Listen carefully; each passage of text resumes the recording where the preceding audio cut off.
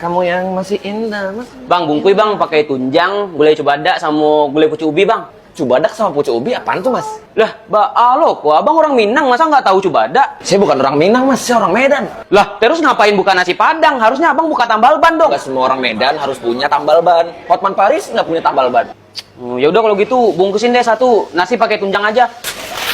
Nih, 10.000. 10.000, murah banget. Ini mah menghancurkan harga pasar nih namanya. Lah, emang kenapa sih, Mas? Dagangan saya. Masakan saya. Suka-suka saya dong. Urusan sama Masnya apa? Mau 10.000 kayak mau gratis kayak. Suka-suka saya.